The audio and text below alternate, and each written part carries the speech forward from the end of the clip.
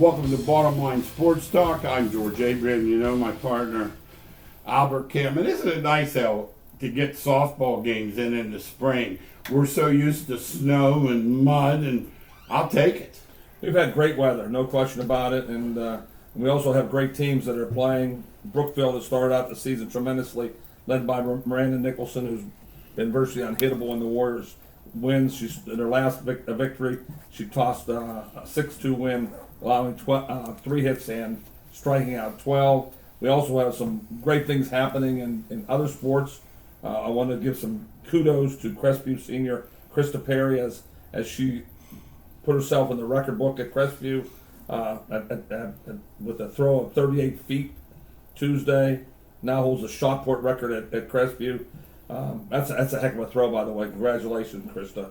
The previous mark was set by Casey Baker back in 2007. So we got track going full blast, George. We got softball, baseball going full blast. And I when I drive by the roads and you can see the fields, it's nice to see people sitting watching the games, and it's a pleasant sight. It's coming, no question. It's coming. I think between the warm weather and the fact that the sports are outdoors and more people becoming vaccinated, I think you're going to see more and more where by fall I think you're going to see full houses. Yeah, and it's coming back, which we lived through it, don't forget. So we know how desperate the times were when nobody was in the stands, and the kids perform better too.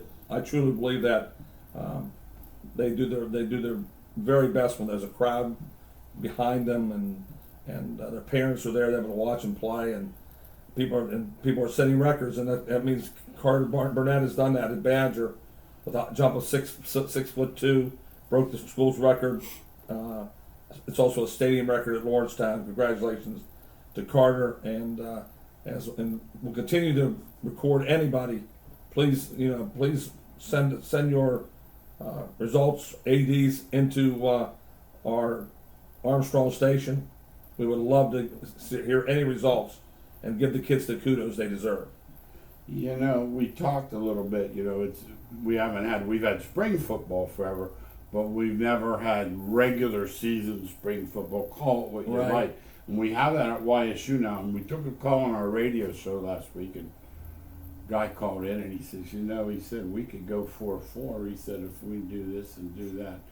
And I remember we hung up, and I looked at you and I said, Western Illinois is looking at that game thinking, hey, this is our shot.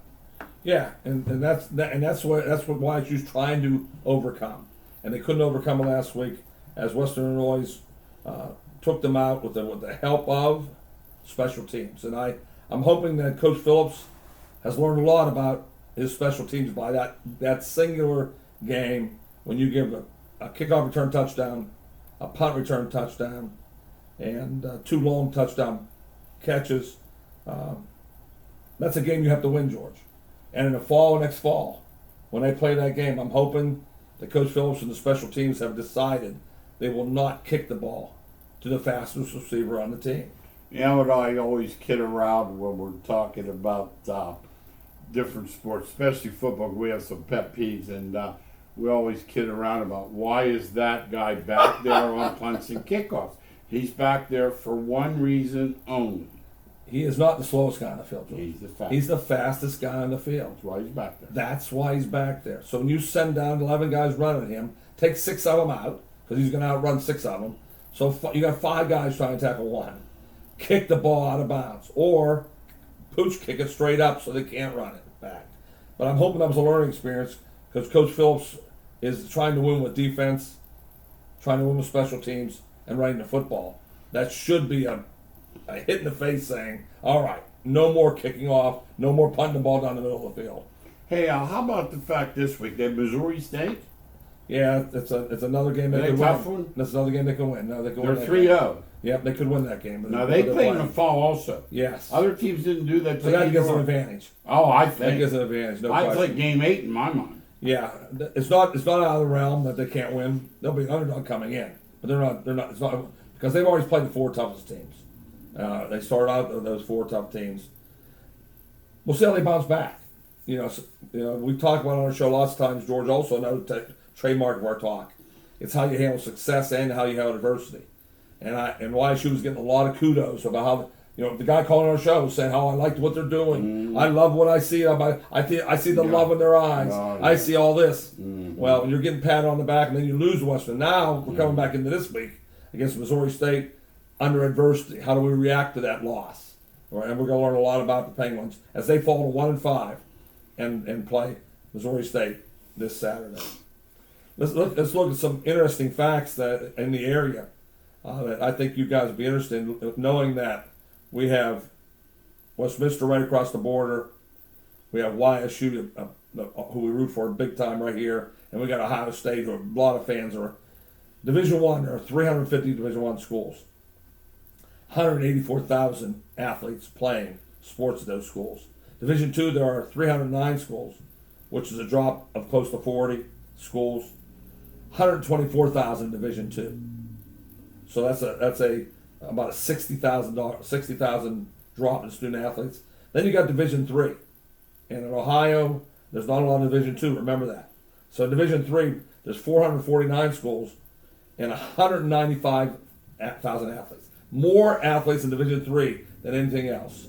Yeah, that tells you something when you're at a high school game and somebody's pretty good, or so and so says that he or she would like to go to a particular school, and you realize how stinking tough it is. Yeah, we know. Yeah, we know. We unfortunately we know. We do. We have made this so clear that probably our number one thing we tell people about what we made it clear about our show, that we are not saying you aren't a great player, a good player. You just don't know how great the players are out there. No, yeah, we're not taking anything away from you. But so if you're playing Division III, I know how good you are. You're probably the best player on your high school kid, or at least one of the top two on your high school team. If you're playing Division II, you were definitely probably the top player. And if you're Division I, you should have been dominating. Yeah, I remember when I was in high school, like our second stringers and stuff went to Shippensburg. Yeah, today there isn't a chance. Today, there isn't a chance in the world they would get on the field at Shippensburg. No, not a chance. Not a chance. Not a chance. So IUP? Oh my. No. YSU, you know how good you are. Remember we were over there that day. Those monsters there. Well, no, I've talked to some people that talked about Wade, and they said you have never seen a quarterback like this kid. And I said immediately, I watched the YouTube of him. I know how good he is. He's not good. He's very good. But he didn't go to Ohio State. He did not go to UCLA. No. He didn't go to Alabama. No. He went to YSU, which is really a tough place to play at. And you realize how good YSU is, because Wade's not going in there. They're not writing on. Boy, this guy is. He's leaving in 1 year or yes. 2 years. Yeah, no, I know. Because he's really great. He's not. He was a dominating player, Gerard. What moved my needle was I was watching one night a MAC game. This kid's under. He's doing okay. He's not killing it, but he's. Miami High. I remember. And the guy says, "Oh, he said he had 7 touchdowns in the state championship." I went, "What? He had how many?" Yeah, 7. And he's not at Ohio State. He's in Miami. No, he's not at Ohio That's State. how great a player he is. But that's how great this country is with players. Yeah. Please understand. There's so many parents I hear say, he's getting offered a ride at Duke. Yeah, and I'm thinking, no, he's not. So you don't have to tell anybody that. No. Just be honest and say he's going to play Juniata. He's going to play at Oberlin. That means he's a good player. A real good. She's going to pitch softball for Hiram. That means she's really good. If you pitch anywhere in college, you play anywhere in college, you're really good. Please stop trying to make it seem like your son or daughter are God's gift to athletics. It's not fair to them because they are very good. Yeah, they are. Yeah. They're really good. No. Please understand that. No, we talked about it a million times. Yes. Let's look at golf a little bit. Week in the Masters. Lee Elder, obviously, black man, 1975, wasn't the best of times to be not down there golfing in Georgia. No, you talk about a place that does not get it. It's Augusta and the Masters. What do they call them? They don't call them the fans. You said no, George? Patrons. Not allowed to call them fans. Think $2 egg sandwiches. I will say one thing: you can eat cheap. Yeah, you can eat cheap down there. No question about it. But Lee Elder was the guy that broke the color barrier down there. He set the tone for the Tiger Woodses of the world. I saw him tee off in the 80, as an 86-year-old this year, the 85th Masters. Jack Nicklaus and Gary Player with tears in their eyes. They realize now what he went through. That they didn't want to play. They didn't want to be a part of it. We don't grasp this. George and I grew up in the north in Farrell and Altoona. Many of our players we played with are black. We didn't think anything of it. They were our best friends and our best teammates. But he had to go through that rigmarole, and now he's getting honored at the Masters. I'll give the Masters credit for that. He said all I did was play the standing ovation, so he had no bad words to say. So you know he's a great man. And he had more ovations on Thursday. Everybody there was standing and saying what a great honor this is to honor Lee Elder. Remember that name, young folks. Look up Lee Elder if you want to learn something. Pathfinder, right? Yeah. And also, we should mention, we would be remiss, when he played was before all this ridiculous money where they got a sleeve here and a sleeve and a ball in a bag, all these sponsors. This guy played at a time when they roomed double up on the road, because if you didn't win, you didn't eat. Yeah, you had to win to make money. Today, you'll pick the paper up. That's all you do. Or the internet, you don't let paper. See, the guy finished I said 30th. paper. That's how stupid I am. Yeah, finished 30th. See who finished 30th. 1.3 million came out. You know, I'm thinking, you're on the tour. If you happen to if you're blessed to have the ability to get on the tour now, you can be a also run and be a multimillionaire. No, no question. You're telling the truth. No, it's a different world than, before. We gave credit Sponsors. to, I think we gave credit to Palmer and Nicklaus, then Tiger on a second wave, where the money's ridiculous now. You need to know that golf was not a TV sport. Mm. And then all of a sudden, Jack Nicklaus and Arnold Palmer showed up, and they were rivals. Yeah. TV was smart enough, give them credit, Yeah. to say, hey, let's really make this big. This rivalry's going on. We had that listed as one of our top 15 rivalries, by the way. Hey, another thing, Joe, to speak of Arnold Palmer for a minute, heard a guy talking the other day. It was one of these former golf, a little older fellow, British, and I remember hearing the story about him chastising Roethlisberger for not signing autographs or scribbling. The guy said, if you asked Arnold Palmer for an autograph, there isn't one person that ever got an autograph that wasn't written out perfectly. How about that? He did not believe it. He told Roethlisberger, take the time and do not scribble it. Isn't that Do awesome? not. The guy said there's not one person in this country that has an Arnold Palmer autograph that he can't read. Because That's nice. Arnie said, look, if they care enough to ask you, you care enough and sign your name. Yeah, and you always respect those kind of stories. There's good and bad in all the athletes. You like seeing some good sometimes. But always today, George, No, that's all. you hear nothing but bad. Very, very seldom. No. If you go to the Twitter, the Facebook, the whatever, Instagram, whatever you go down, it's usually all. I mean, Negative just in the bad. last couple of days, these girls are coming out of the woodwork with the quarterback at Houston, and then the former defensive back the other day went into that mall. And Yes. you Some crazy times, You just right. don't know what to Right. think. Yeah. Let's talk a little bit about this Baylor Gonzaga. What it takes in terms of mental, I'd say toughness, It's a word. to handle the type of pressure and the type of stepping up on the largest stage. Well, Baylor has never been the household name for basketball, and Scott Drew went there at a time when no one would take the job. Tell them about the history. A lot of people. Yeah, Dave Bliss was there, and one of his players murdered another one of his players, and he covered it up. And so that program was about as low as you could get and Scott Drew took it, moving from Valparaiso to Baylor, and saying, Waco, Texas. I think I can win a national championship. Just thought he was nuts. Yeah, people just laughed at him, and three of his best friends, who had coached longer than him, told him, "Don't take the job." They stepped and said, "Listen, Can't win. you can. It's a grave. It's a grave. It's a place you don't want to. Don't." He said, "No, I really believe you can do this." Now it took him a while. It took him 15, 16, 17, whatever, 18 years. But all I know is Baylor was claimed the national championship, and they did it with toughness. They did it with a style of play that was physically tough, emotionally tough, and mental tough. They took it to Gonzaga from the opening tip, George. When Yeah. you see 5-shot possessions, I know I've come back to this, but when you True. see 5-shot possessions, you know who the tougher team is. Yeah, that should never happen when two great teams play together. I can understand when you're playing a team you're beating 97-14, Yeah. but when you're two, but they just went to the boards and took the ball off you. They ripped it out of their hands, and then defensively, we got a call that was a tremendous call that said Gonzaga was starting their offense 30 feet from the basket. Yeah, we know They were true. pushing them out that far off the basket. Their performance was never a thought. What if we're going to win? Do you think we're going to win? Never thought. That never went through Baylor's mind. Somebody saying Gonzaga won 27 straight games or how many games they and then it went to 31. Doesn't matter. Went to 31 and said, I don't know. Baylor never looked at that. Baylor thought, we're better.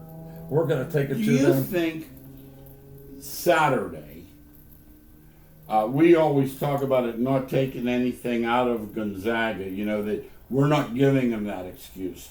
Do you think it made Baylor extra confident watching Gonzaga struggle with I these think guys? so for sure. Okay. Yeah, I do. I don't think. I would agree. I wonder if you thought. Yeah, I think so. But I think Baylor's a confident team anyway. Okay. That just added more fuel to it. But I don't think Baylor all year was saying, We're afraid of them. yeah, I don't know if we can beat Gonzaga. Well, remember last year, if you recall, we had money at the Rivers Yeah, when we we did. had to get it back on Baylor. We had Baylor. Yeah, we did. We had Baylor then. Yes, we did. And they canceled the tournament. Yeah, and this year they were supposed to play, and there was a COVID. That helped. outbreak. That helped Baylor there too. That helped Baylor. That Gonzaga might have found out we better prepare differently. We're not ready. We're not ready for this. And So they expected them out. There's no other way to say Toughness, it. toughness. You can sugarcoat it and talk about preparation, their week schedule. The bottom line is they got punched in the face. yeah, and sometimes great teams do the ordinary things just great, and Baylor does that. Baylor blocks out at every shot. Baylor dives on the floor. Baylor runs back on defense. Doesn't give up easy hoops. Baylor plays 7-8 guys. They all look the same, interchangeable. Their best was definitely the best team. I don't think it was George. As I watched that game, and they played 10 times. No, I thought the same. Baylor's a better team. I thought the Yeah, same. I don't. Someone said to me the other day, I said I didn't see what you saw. Somebody still thought Gonzaga. Yeah, could he beat said them. if they played 10, I said, well, first of all, they're not, and secondly, I didn't see that. There's an old saying, "Action conquers fear," and a lot of times, how you respond like that defines you. And Baylor walked with kings, and Gonzaga left with their tail between their legs. Yeah, and you can hide from it, or you go after it. And Baylor followed their coach. We talked about Scott Drew. There was no fear in his thoughts when he said he would took this job. He said, "I'm going to win the national championship," and then he went out and got the players that he thought could win it. Let's talk about that too. The sign of the times. Not Big homebred, change. not home raised. No, if you're gonna win today in national championships, remember we went through the one and done phase. Yeah. That's not the phase anymore. Now it's the portal phase. Get ready, guys. It's a different look for the teams that are bringing in 3 or 4 big time players, because chemistry is made through winning. And when you win early, all of a sudden your players are playing good together. George, it's going to happen all over the country. Some of the coaches are not understanding that. They better No. understand it The quickly. minute you're critical, because it starts in AAU, and these boys are Yes, it does. they're never chastised. Never. They're patted on the head and taken to the steakhouse afterwards. Consequently, I don't think they hate losing enough, and I also don't think they've been criticized enough, or constructive criticism. Call it what you want. And if they are criticized, and we're talking about the elite. I'm not talking about AAU because AAU's watered down so much now. I'm talking about the elite kid. If they are chastised in the morning on Joe Johnson's team, in the afternoon they're playing on the team playing against them. They just change teams in mid stride. No, it's It's not. And once again, living in this area, Eastern Ohio, you play where you live. Unless it's a parochial right or a yes, private. right. Western PA the same, but the bottom line is there are states where you play where you feel like it. Yes. It's like DeMath, the Catholic. I have no problem saying Morgan Wooten's one of the greatest coaches ever, but Adrian Bentley rode the bus 45 minutes each way. Every day. So imagine if you could have had a 45-minute ride to your teams. You've been pretty good. No, they would have been talking about George Abrams. So hey, you know George Abrams' record was 607, Yeah. and 18. Yeah, I mean, how would you lose? I mean, it's hard to lose games No, we have the best when players you have the every best game. players every year. Or conversely, we're going to talk about the Pirates in a little bit. Before we do, umpiring mistakes. We had a caller or a radio show say maybe they need a 3-day suspension to think it over or something. But the game with the Mets the other day, Conforto gets hit with a strike, and they called it a hit, and the game was over. Don Mattingly went crazy as he should have. Yeah, you have to, because there are certain calls in the game that, remember, these are umpires are professional athletes also. They're professional umpires.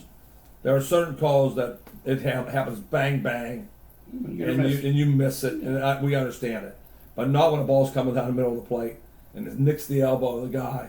You know that rule. You've been brought up with that rule.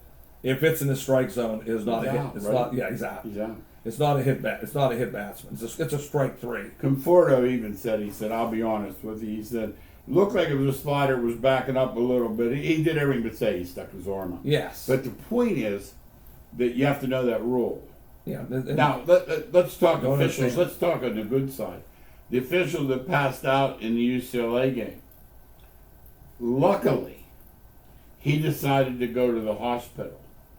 They found a blood clot in his lung. So that's what was wrong with him. Well, he would be dead right now. I never heard what was happening. Yeah, he would be dead right now. Yeah, I But saw he him didn't today. go after because he wasn't going to go, and the guys talked him into going. They said, "Look, get checked out." It doesn't happen on that. Yeah, you just don't pass out like that. No, not head first. Boy, yes. And so what happened? They found out over the weekend that he had a blood clot, and had he not gone to the hospital, he could be a goner. Yeah. Yeah, it could be a goner, no question. All right, local baseball. Indians getting some pitching. You still got to hit the ball, Al. Yeah, Cleveland. We said they had pitching, but they have no hitters at all. 0 hitters, and you're hoping Ramirez hits the ball because getting through that lineup is pretty easy. And the reason why we're saying that, their pitchers still can only go 6 or 7 innings. So you got to get to the bullpen too. So you're in a 1-0 game every night or a 2-1 game, and your bullpen has to save it or hold on to a tie game. It's hard winning, but that's what salary's done. When you lose your best players, and it's happened in Pittsburgh and Cleveland, it's hard to hold on to a franchise that keep winning. Let's talk about the Pirates a little bit. Trouble scoring runs like we didn't know that was going to happen. And not only that, let's take it a step further. Obviously, there's not a lot of talent out there. You have a ridiculous $40 million payroll. But let's add to it the fact that they don't hit with men on base.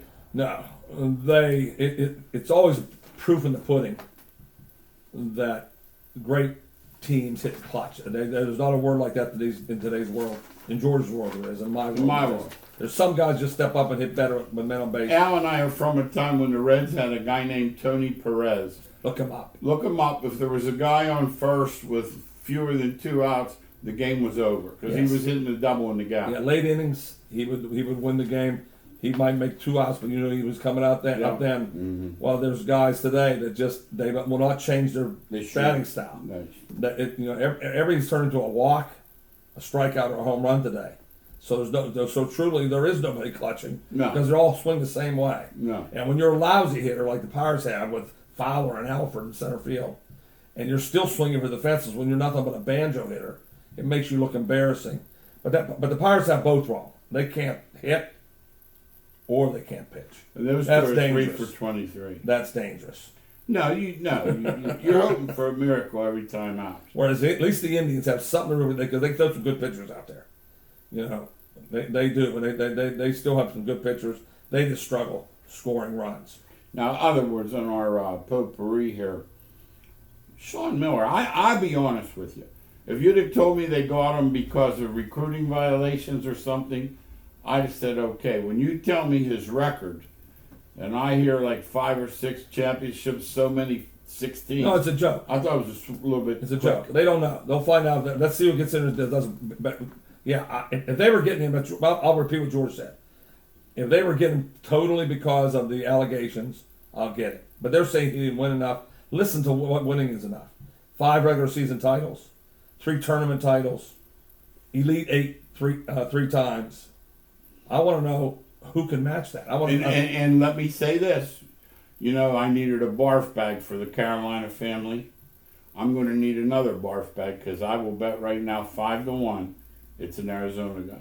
Another family guy. It's going to be either the dude at Stoudemire's Georgia gonna Tech, get, I think, Stoudemire or yes. the dude at Georgia Tech. That's what I'm thinking too. Yeah, the pastor and the Pastor. Yeah, it's Miles Simon somewhere too. yeah, it's going to be very difficult to win like he won, and, you know. And what proved was that the Pac-12 was better than they think it was too this year. Well, we You saw. know, then you saw it with your own eyes when you saw UCLA, Southern Cal, Oregon State, and Oregon. What kind of teams they put out there. So it doesn't like you just roll the ball and it's going to win 5 titles, 3 titles, 8 Elite 8 3 times, losing tough games in Elite 8s.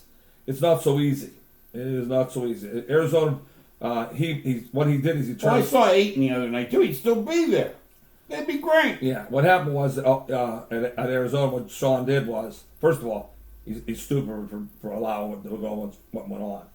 But what he did though, his expectations were raised because he was out recruiting UCLA and Southern Cal. And he got to give him credit.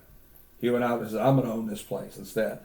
And so the expectations got so high that Elite Eights weren't good enough. I mean, Lute Olson only won one. No, Lute Olson is the Yeah, king. But And- he won once. But behind him, Sean Miller's right. That's the exactly. only coach who's got in Yeah. Arizona. Yeah, we got a couple minutes left. We're going to hit this draft much harder in coming weeks. We just want to take a couple minutes and just discuss the fallacy of watching some guy with short pants throw the football and having him, what do they call it, come up the board.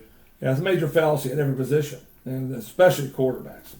Quarterbacks are based on, in our thinking, what you do under pressure. You know, if you watch Carson Wentz, he came in, he was almost MVP of the league when he didn't have pressure. The minute people started coming after him, his eyes went down to the rush. There's no rush at the combine. They go back 3 steps, fire that ball to the sideline in with nobody rushing them. They all look great. Nobody guarding receiver. They all look great. I remember Lynch. Remember Lynch, the big 6'7" guy? Yep. They were raving about him. George and I came on the show and Al. said, he has no chance I to saw play. him in the bowl game. I said, they got to have somebody that he can't play. But No. and this thing's the same way. They've moved these quarterbacks up. I think they're forcing in. We're going to have 3 or 4 drafted in the For top sure. 6 picks. For sure. And Ridiculous. And we'll talk about it. Each one, we'll break each one down in our draft show. Mhm. We'll have a special draft show coming up. And the week before, Absolutely. like we always do, we'll break down these quarterbacks. We'll break down Yep. who they are, what they can do, and what they can't do. Exactly. And then we'll give you like we gave you Zach Prescott. We'll give you the surprise of this draft. We always do that. We'll give you a surprise quarterback that usually we're right on. Mhm. But George, we know this that we're blessed today to be able to talk We have about something to talk about. sports. Yeah, We weren't short a year ago at this yeah, time. 55 weeks. Everything we was were closed so short. down. Absolutely. We were, we finally got our masks off. Yeah. We Looking got better. our vaccines, and Maybe you wish we didn't have the masks off, but we have them off anyway. Hey, thanks again for watching Bottom Line Sports Talk. We'll see you next week.